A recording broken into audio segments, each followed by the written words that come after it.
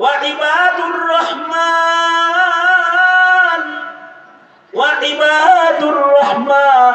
الذين يمشون على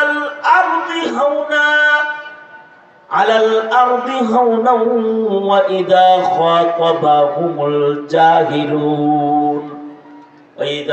خاطبهم الجاهلون قالوا سلاما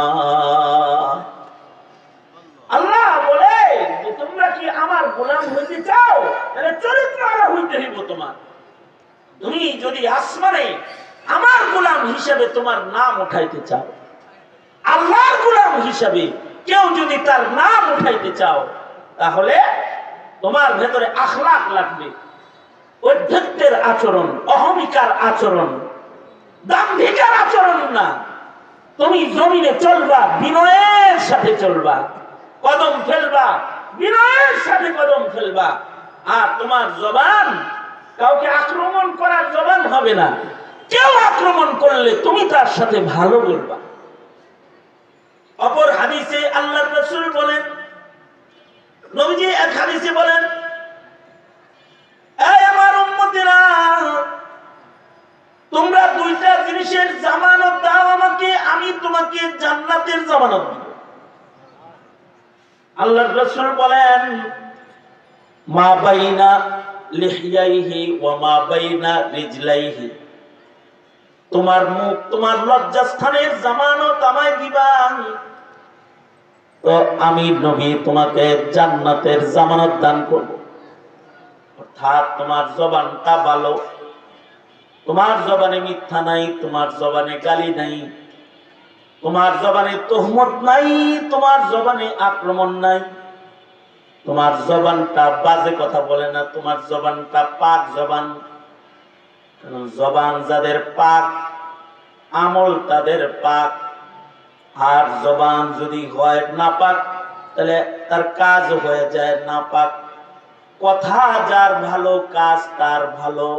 এই কারণে আল্লাহ তাআলা অন্যত্র বলেন, ইয়া আইয়ুহাল্লাযীনা আমানুত্তাকুল্লাহা আকুলু কাওলান সাদীদা ইউসলিহ লাকুম আ'মালাকুম।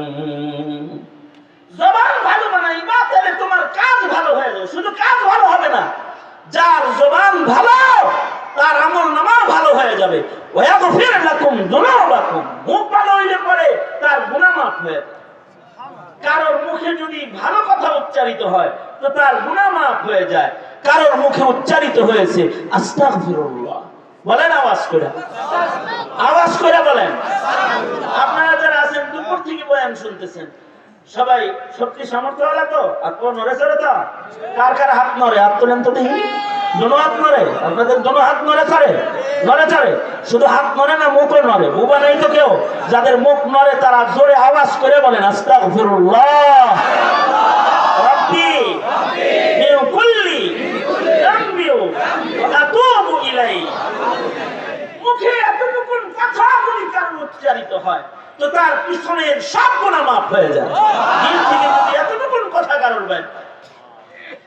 এ কারণে যার মুখ ভালো তার জান্নাতের জামিনদার সাইয়্যিদুল মুরসালিন রাহমাতুল লিল আলামিন মুহাম্মাদুর রাসূলুল্লাহ সাল্লাল্লাহু আলাইহি ওয়াসাল্লাম, যার জবান ভালো তার জামানত, জান্নাতের জামানত নবী দান করেছে।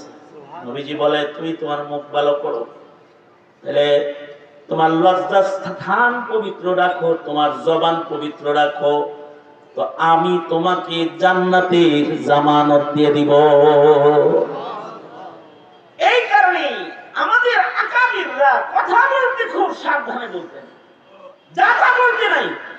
এ যাবৎ পর্যন্ত মানুষের ভেতরে যত মানুষের বিপদ ঘাড়ে সওয়ার হয়েছে, তাদের জবান নাপাক হওয়ার কারণে সওয়ার হয়েছে।